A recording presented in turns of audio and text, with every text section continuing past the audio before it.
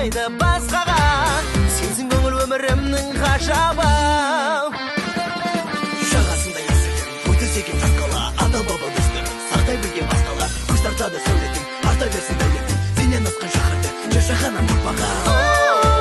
Осындай астана, өзіңнен бақ таба, кең дала, сарқан көзіне шат қала. Аямаған астанамыз бақыт құсы басында. Қазақстан, ғажабыстан, бар достарым қасымда. Нұрын асқан Қазақстан, бақытымыз расында.